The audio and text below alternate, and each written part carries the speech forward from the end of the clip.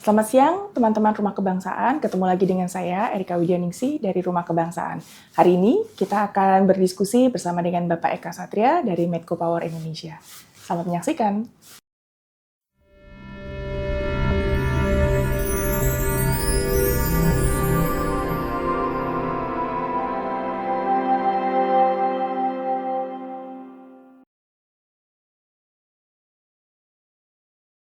Pertama-tama, makasih Mbak Erika, teman-teman semua yang menonton acara ini, atas undangannya ya kepada Medco Power untuk berbincang-bincang ya, masalah potensi renewable, climate issues, dan lain sebagainya. Menarik pertanyaannya, karena Indonesia ini sebenarnya mempunyai potensi yang sangat besar ya untuk cerita energi transisi, ya kan ya. Indonesia ini kan negara besar ya. Kita itu diberkahi ada 3 hal, di mana hal-hal ini penting buat energi transisi. Nomor 1, Indonesia ini diberkahi potensi renewable 3.800 gigawatt. Jumlah ini sangat besar, tidak hanya cukup untuk memenuhi kebutuhan Indonesia, tapi juga bisa dipergunakan sebagai sumber energi bersih yang bisa kita ekspor. Jadi 1, potensi renewable-nya. Yang kedua, kita ini kaya akan critical minerals yang dibutuhkan untuk energi transisi, seperti nikel, bauxit, maupun copper, dan lain sebagainya. Kita tahu energi transisi itu membutuhkan baterai, ya kan ya, dan sumber-sumber baterai itu kita dipunyain, membutuhkan kabel, dan lain sebagainya ya. Dan kita semua punya itu sebabnya pemerintah juga menggenjot hilirisasi ya.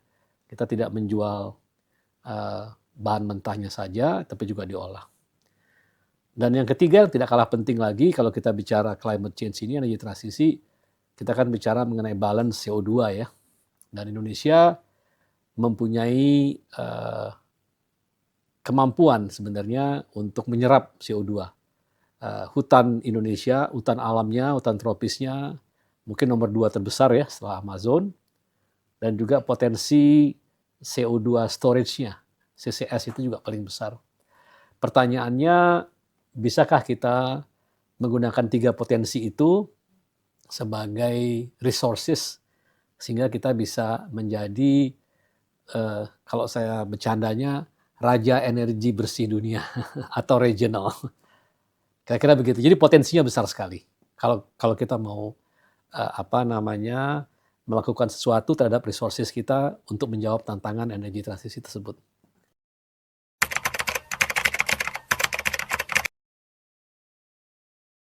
Jadi mungkin pertama-tama kita harus mengapresiasi pemerintah ya. Artinya Indonesia adalah satu di antara sekitar 110 negara lah yang telah meratifikasi Perjanjian Paris yang 2016 itu, di mana kita semua bersepakat bahwa climate change ini, isu perubahan iklim ini isu yang real, yang harus dikombat bersama-sama, dan untuk itu harus ada komitmen dari setiap negara kan ya.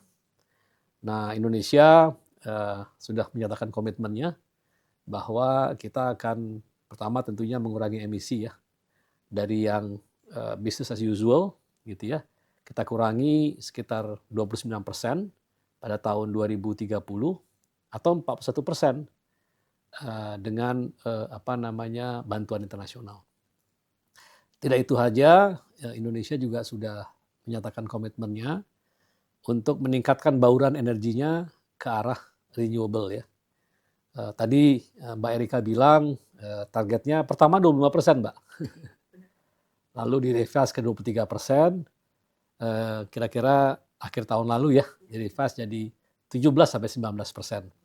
Nah, banyak hal-hal yang menyebabkan kenapa kita meleset gitu ya. Mungkin salah satu fundamentalnya bahwa isu energi transisi ini nggak gampang, membutuhkan investasi yang besar.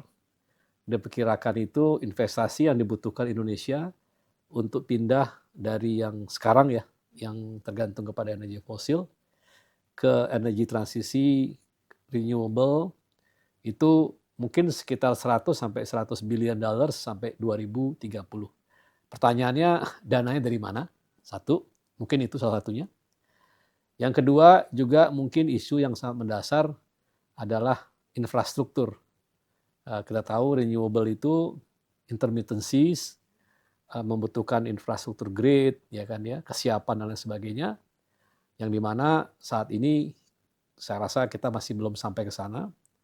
Dan yang tidak kalah penting lagi sebenarnya eh, insentif, ya kan ya.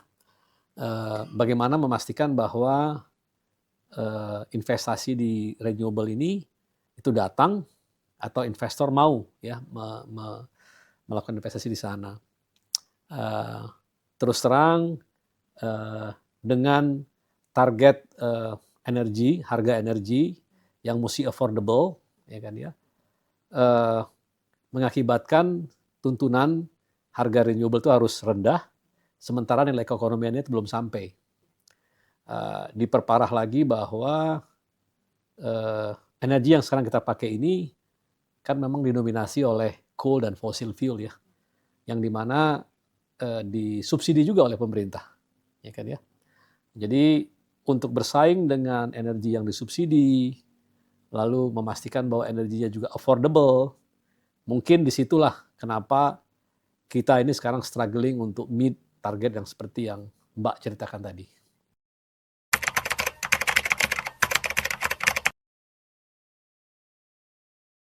Ini juga sebenarnya dilema ya. Dilema tuh begini, kita tentunya ingin industri kita maju, industri dalam negeri ya, dengan menggunakan TKDN, ya kan ya. Dan tentunya kita Medco sebagai perusahaan nasional, kita juga kan bagian dari local content nih, ingin juga yang namanya TKDN itu menaik ya.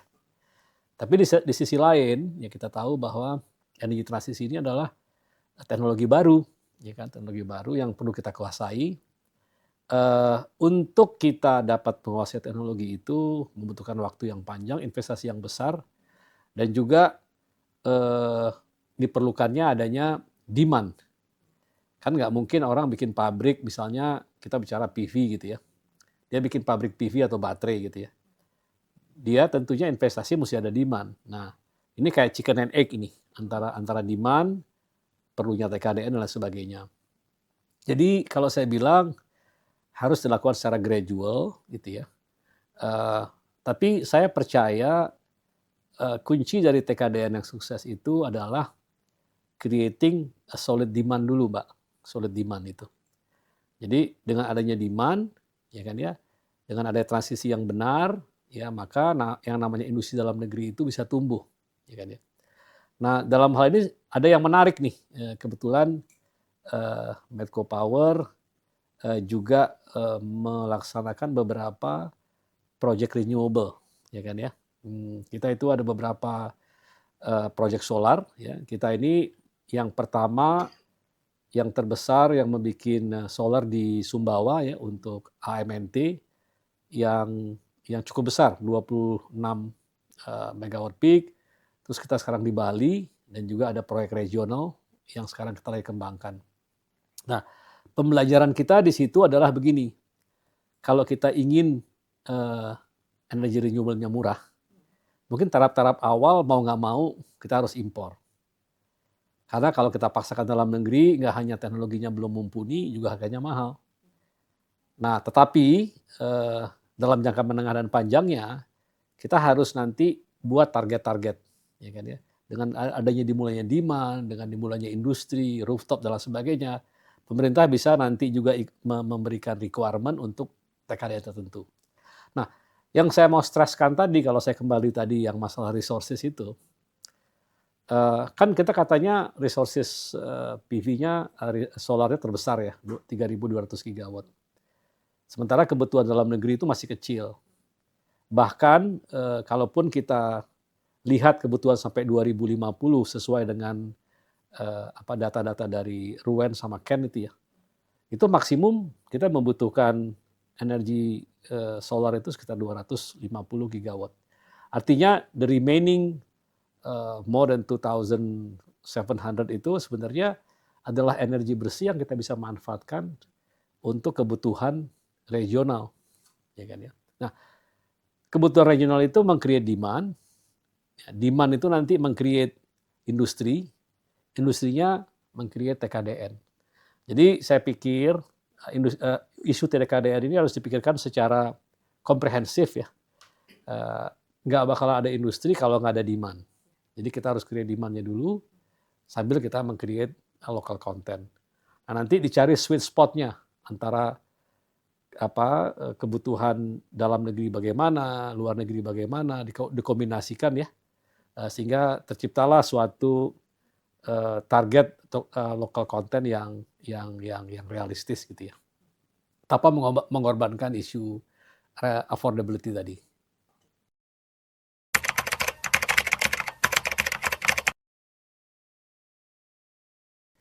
Yang pasti bahwa dengan isu climate change ini, itu semua sepakat ya, bahwa nanti ujung-ujungnya energi ini harus sustainable dan juga harus bersih, ramah lingkungan, sehingga dunia yang kita tepati ini adalah dunia yang sustain gitu ya, untuk anak-anak cucu kita.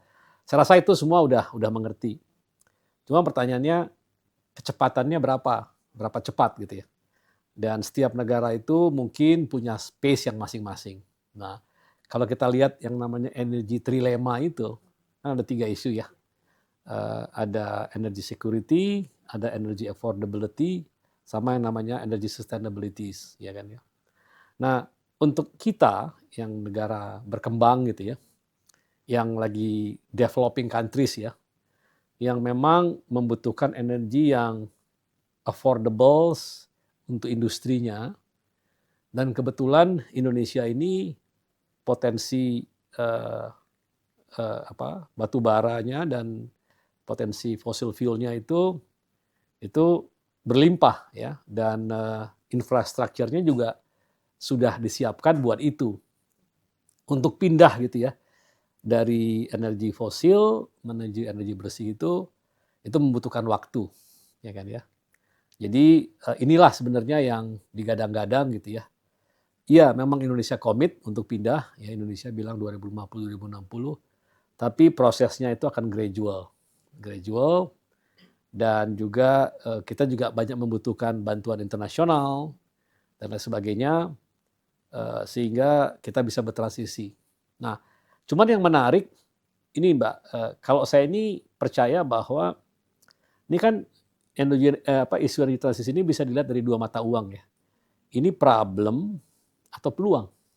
Nah, kalau saya kok percaya ini sebenarnya peluang, karena apa yang tadi saya bilang itu, Indonesia ini punya potensi, tapi unfortunately sementara ini saat ini ya, kita itu masih membutuhkan energi yang murah, dan kita melihat resources yang ada. Nah, disinilah nanti dibutuhkannya kerjasama antara pemerintah, swasta, dan masyarakat ya. Bagaimana kita melakukan transisi gitu ya. Pemerintah sudah melakukan usaha-usaha di mana sudah tidak boleh lagi ada coal power plant yang baru ya untuk PLN gitu ya ke depan. Namun demikian tidak dapat dipungkiri gitu ya, karena kita masih membutuhkan energi yang murah. Itu dilakukan secara gradual gitu ya.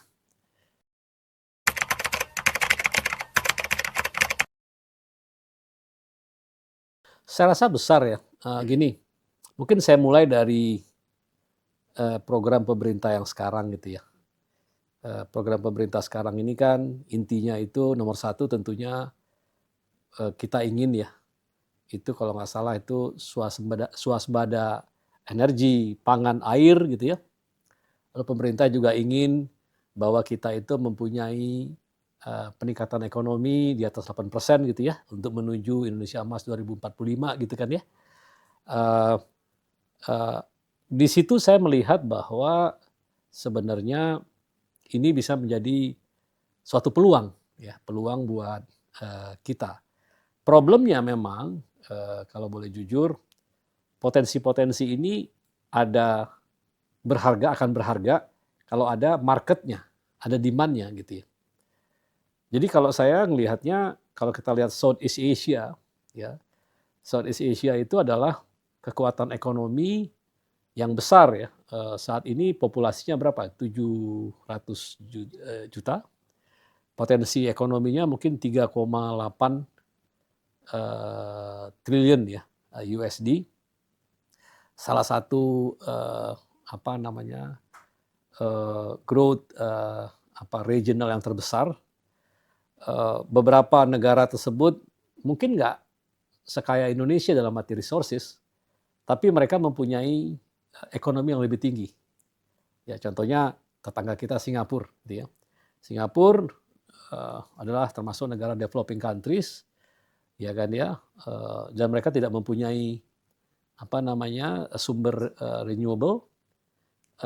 Di situ ya kita bisa manfaatkan. Jadi nggak ada bedanya kita tahun 70-an dulu misalnya.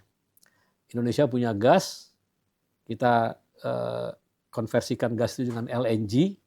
LNG itu kita bisa manfaatkan untuk ekspor, ya, ada sumber devisa. Dari situ kita bisa membangun negara kita, menaikkan growth gitu ya, dan industri juga gitu ya. Di samping juga energi tersebut sebagian juga dipakai buat Indonesia. Nah, jadi saya ngelihatnya begini, kita harus ngelihatnya bahwa ini adalah potensi, nggak hanya buat rakyat Indonesia, konsumsi Indonesia, tapi juga konsumsi regional atau dunia. Jangan lupa bahwa energi bersih itu dengan teknologi yang baru sekarang juga bisa dikonversikan. Jadi ekuivalennya kalau gas ke LNG, mungkin yang namanya renewable itu berbentuk listrik ya, bisa ditransportasikan dalam bentuk pipa kabel ya, bawah laut ya kan ya. Asian grid, Southeast Asia grid gitu ya. Atau dikonversikan ke green ammonia, ya kan ya, green hydrogen gitu ya. Dan lain sebagainya. Ya, terus juga ada kita punya kemampuan untuk men-store CO2 dengan CCS dan hutannya, dan kita punya semuanya. Jadi kita harus melihatnya ini semuanya secara holistik gitu ya, sehingga semua sumber daya yang kita punya ini bisa dimanfaatkan untuk semaksimal mungkin kemakmuran bangsa Indonesia gitu.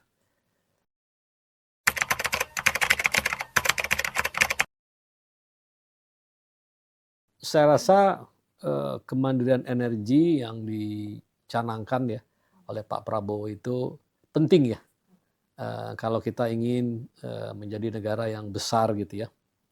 Tidak ada negara yang bisa besar kalau dia tidak bisa ya mempunyai atau menguasai energi untuk bangsanya maupun untuk perkembangannya dia gitu ya.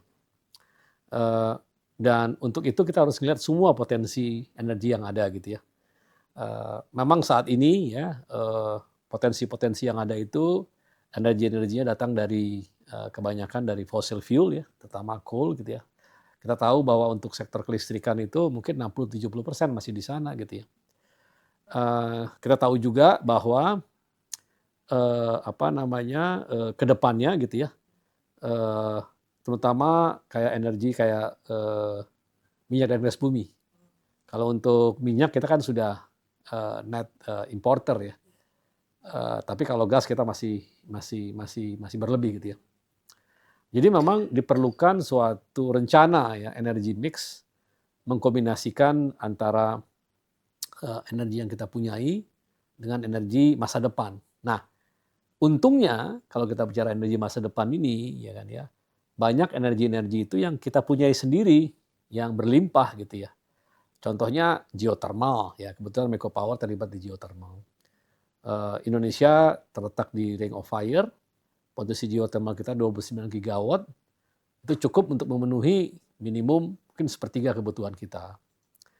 Hydro misalnya kan ya, potensinya saya dengar hampir 100 gigawatt gitu ya. PV jangan ditanya ya, kita ini gitu ya. Jadi memang ke depannya dengan nantinya energi fosil itu kan non renewable ya, bakalan pasti habis.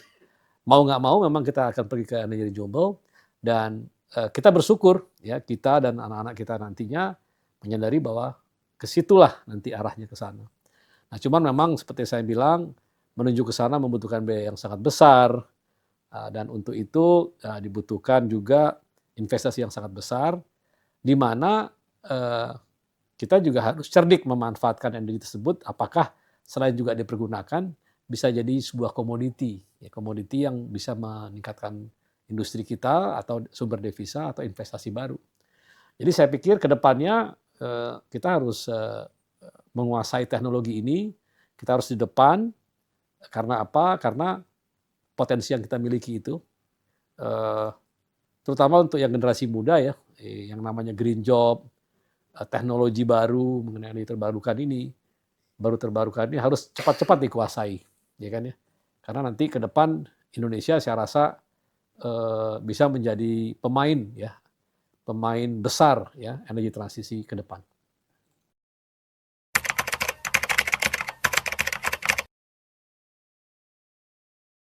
Eh, Besar, saya bilang besar kenapa? Eh, karena potensi resources-nya tadi itu juga besar, ya kan ya. Tadi kan saya menguraikan ada 3 area, tapi itu baru yang kita bicara renewable, apa namanya critical mineral sama CO2 captures ya. Tapi sebenarnya potensi green job ini macam-macam gitu ya. Hmm, Mungkin apa kita ngelihatnya itu industri yang besar, tapi enggak. Karena konsep dari energi transisi ini atau elektrifikasi ini sebenarnya adalah desentralisasi. Desentralisasi itu adalah nantinya energi itu kita bisa ambil dari lingkungan gitu ya, dan nanti intinya setiap unit masyarakat atau individu itu bisa dapetin energi gitu ya. Dari situ aja peluangnya besar. Kita lihat sekarang misalnya PV rooftop gitu ya, yang memang tentunya sekarang ini mesti terus didorong ya. Terus recycling tadi kita bilang ya.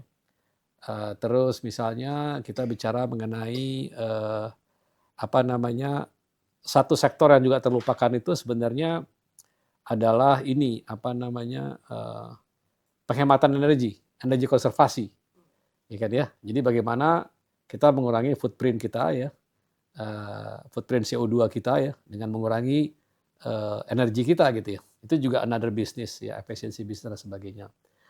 Diperkirakan 1,8 juta ya potensi green job ya sampai tahun 2030 yang diperlukan ya. Belum termasuk tadi yang industri-industri yang saya bicarakan tadi. Jadi buat teman-teman anak muda gitu ya, intinya gini, dunia yang kita lihat sekarang ini akan berubah. Itu udah pasti, ya kan ya. Dari sekarang yang berbasis fossil fuel nantinya ke basis renewable dan teknologinya juga banyak akan berubah. Saya sih menyarankan bahwa perlunya capacity building di sana ya kan ya. Nah, kami dari Meko Power juga melakukan banyak capacity building paling kurang di dalam internal ya. Karena kita sekarang ini sedang melaksanakan proyek-proyek renewable di PV, di apa namanya di geothermal gitu ya. Dan kita juga banyak teman-teman dari oil and gas yang kita juga pindah ke renewable. Saya sendiri background-nya dulu adalah oil and gas. Saya juga banyak belajar dan di situ saya lihat peluangnya sangat banyak. Jadi buat anak-anak muda, mari bergabung dengan dengan apa namanya dengan tren dunia sekarang ini. Dan saya rasa untuk menuju 5,5 sampai 8% itu, yang 3,5% ini, kalau kita bisa boost dari sektor energi transisi dan renewable, itu insya Allah 2045 itu Indonesia emas bisa tercapai.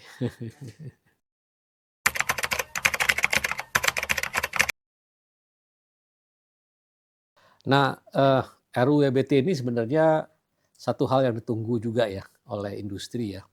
Karena untuk kita memastikan bahwa EBT ini bisa tumbuh, harus ada undang-undang mendasar yang mendorong EBT ini ya.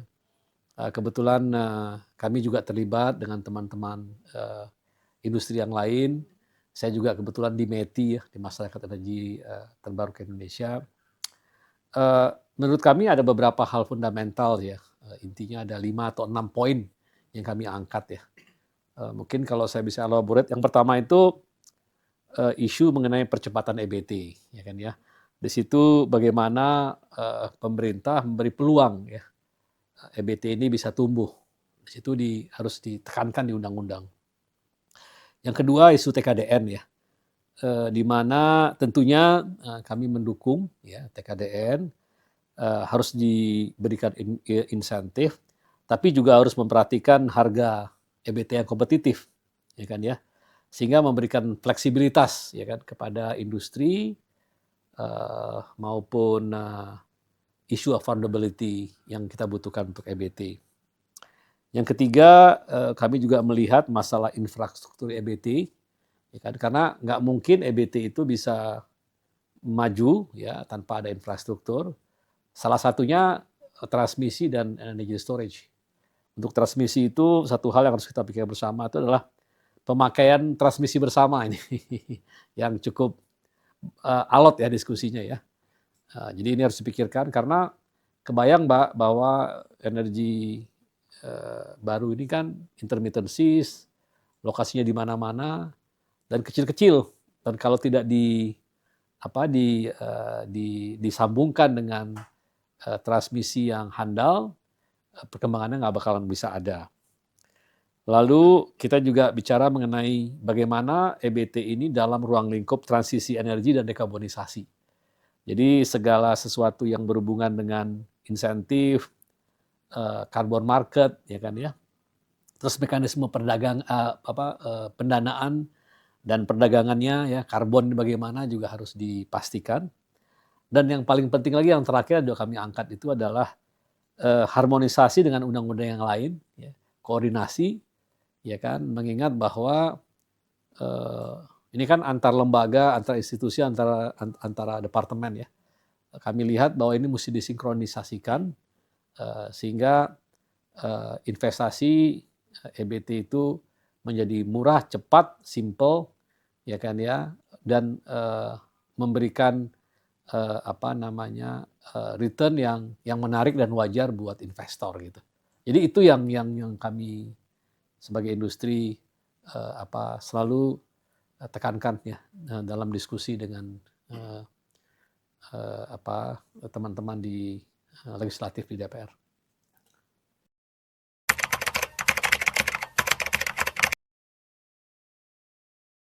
Kita lihat satu negara itu bisa maju gitu ya, atau percepatan energi baru terbarukannya itu bisa lebih maju kalau ada sebenarnya regulasi atau insentif yang menarik ya dari pemerintah.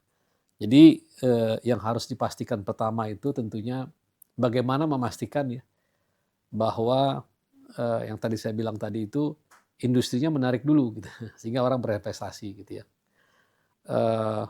Itu satu. Yang kedua, saya pikir juga ini membutuhkan keterlibatan semua orang, ya kan ya. Sosialisasi itu penting, dan mungkin buat kita nih masyarakat pengguna energi sangat penting pemerintah juga memberikan sosialisasi kesadaran masyarakat ya akan pentingnya kita mengurangi jejak karbon kita gitu ya. Simple aja, misalnya kita memastikan bahwa kita tuh efisien dalam menggunakan energi gitu ya. Kita di rumah ya kan ya, matikan lampu lah, mengurangi jejak karbon kita gitu ya. Transportasi kalau bisa kita sharing gitu ya. Jangan lupa Mbak bahwa salah satu emisi terbesar terutama di Jakarta itu transportasi gitu. Itu juga yang harus dihadapi. Dan saya rasa juga pemerintah harus memberikan fokusnya ya kepada sektor-sektor yang kritikal, terutama transportasi. Saya lihat itu mesti dibenahi. Ada inisiatif sekarang kan ya untuk penggunaan EV dan sebagainya, itu harus di-push terus. Transportasi massal ya untuk mengurangi beban ya kota ya terhadap emisi. Dan yang lain lagi yang saya pikir juga penting itu mungkin bagaimana kita melihat masalah playing field antara industri renewable dan industri yang lain ya, terutama yang berbasis fosil gitu ya. Kita lihat bahwa subsidi yang terbesar saat ini kan Kalau kita nggak salah untuk energi sekitar 200 sekian triliun ya, listrik maupun untuk fuel ya, bensin, LPG dan sebagainya. Kalau kita lihat klasifikasinya kan semua kan adalah energi berbasis fossil fuel, kan. Bahkan kalau kita lihat harga listrik yang acuannya adalah pembangkit coal itu, harga coalnya kan juga disubsidi ya, bukan subsidi itu maksudnya tidak sesuai dengan harga market gitu ya. Nah, pertanyaannya bagaimana dengan sektor renewable sehingga mereka berada di playing field yang sama gitu ya. Saya rasa kalau misalnya itu bisa dilaksanakan at least in the next 5 years, saya yakin dari pertanyaannya Mbak, kenapa energy mix kita terutama renewable tak tercapai, itu bisa tercapai kalau isu-isu yang tadi itu bisa di-handle dalam 5 tahun ke depan. Saya rasa begitu.